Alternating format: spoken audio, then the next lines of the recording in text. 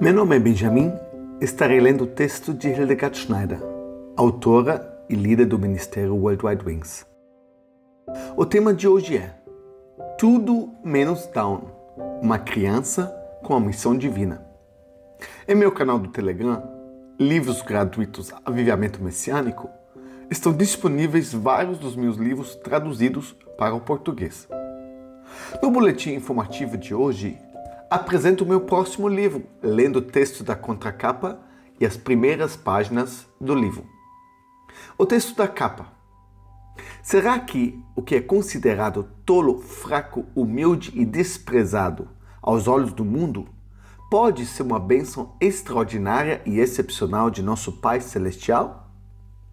Exatamente no dia do meu aniversário de 40 anos, o Instituto de Genética Humana me ligou e disse que a cultura da minha amniocentese havia crescido mais rápido do que o normal e que o resultado era positivo. Meu mundo anterior foi virado de cabeça para baixo.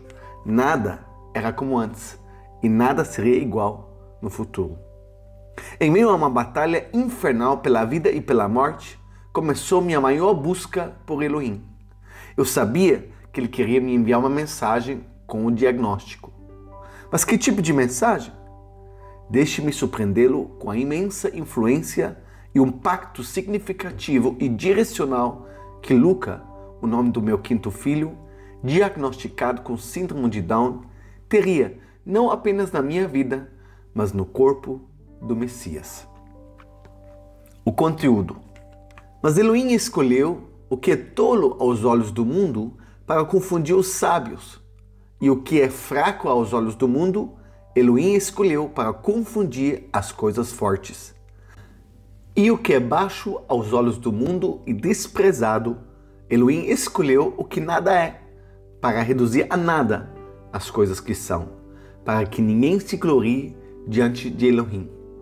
1 Coríntios 1, 27 ao 29. Capítulo 1. Teste de gravidez sobrenatural.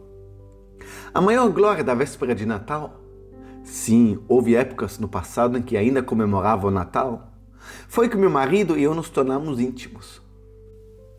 Imediatamente depois, senti náuseas, exatamente como havia sentido, ainda que só um pouco, nas outras gestações dos meus 4 filhos. Esse enjoo matinal geralmente só ocorre muito mais tarde, como um sintoma que acompanha o diagnóstico de grávida, por assim dizer, mas não imediatamente após a concepção.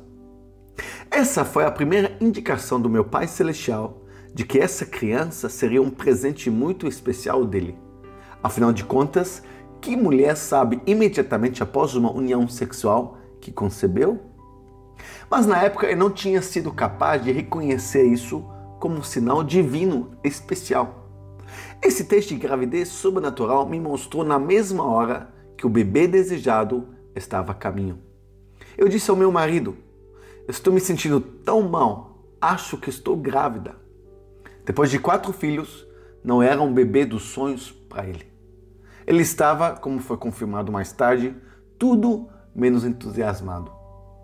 Para mim, era uma criança solicitada. Meses antes, eu havia lido um livro sobre o profeta Jeremias e suas profecias. A leitura me abalou tanto que eu disse ao meu Pai Celestial, que egoístas somos todos nós, seres humanos. Se o Senhor quiser nos dar outro filho, estou dentro. Eu estava realmente ansiosa por essa resposta celestial e pelo bebê. Tinha sido a mesma coisa com meus outros filhos, cheia de expectativa e alegria de ver para a prole. Capítulo 2. Check-ups. A gravidez foi confirmada clinicamente durante os check-ups. Mas uma jovem médica também mencionou que eu era uma gestante de alto risco. Quando eu perguntei o motivo, ela me disse que isso se devia ao fato de eu já ter feito uma cesariana e a minha idade. Ela me aconselhou a fazer uma amniocentese. Recusei com firmeza. Eu era uma crente e um aborto estava fora de questão para mim. Ela me explicou que também era crente, mas que ainda assim me aconselharia a fazer o exame. Eu mantive minha decisão. Então ela sugeriu que eu fizesse um exame de sangue. Um exame de sangue, pensei comigo mesma. É simples, não dói e não é perigoso para o feto. E eu concordei sem pensar duas vezes. Fragmentos do DNA do feto flutuam no sangue da mãe durante a gravidez. E esses fragmentos de DNA são pesquisados e sequenciados por meio de métodos de teste de trissomia. Isso torna possível usar uma simples amostra de sangue da mãe para determinar se o feto é saudável ou não em termos de trissomia do cromossomo 21. E com o resultado do exame de sangue, o primeiro dominó caiu, cuja energia cinética fez com que os dominós seguintes caíssem. Capítulo 3. Meu mundo desabou pelas costuras. Uma ligação do médico sênior do departamento de ginecologia do hospital municipal. Os resultados do exame já chegaram. Você deve esperar o pior. Seu filho será deficiente. Ele desligou. Fiquei sem palavras e atônita. Meu mundo anterior estava desmoronando, nada era como antes e nada seria o mesmo no futuro. Decidi fazer uma amniocentese, não para fazer um aborto, mas para saber com certeza se a criança seria deficiente. E a clínica de genética humana foi muito difícil para mim. A médica me explicou que a primeira etapa da amniocentese era coletar uma amostra do líquido amniótico. Para fazer isso, ela inseriu uma agulha fina através da parede abdominal até o saco amniótico. Como há muitas células fetais no líquido amniótico, o teste pode detectar certas doenças no feto, especialmente doenças genéticas como a trissomia do cromossomo 21. Após o teste, ela disse que se o resultado fosse positivo, eu ainda teria tempo suficiente para fazer um aborto. Expliquei a ela que o aborto estava fora de questão para mim. Por quê? Ela quis saber com um sorriso gelado. Porque eu amo Jesus, sinto-me obrigada por seus mandamentos e o aborto é um assassinato para mim. A atmosfera entre nós ficou cada vez mais gelada. Eu estava feliz e aliviada por poder ir embora. Capítulo 4. O diagnóstico da síndrome de Down foi um choque. O telefone tocou exatamente no dia do meu aniversário de 40 anos, 5 minutos antes das 15 horas. Não era uma pessoa que queria me parabenizar. Era o Instituto de Genética Humana. Temos o prazer de informá-la que já temos os resultados.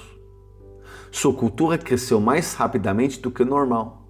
Ela é positiva. Mas você ainda tem tempo o suficiente para tomar as providências. Contei o resultado ao meu marido.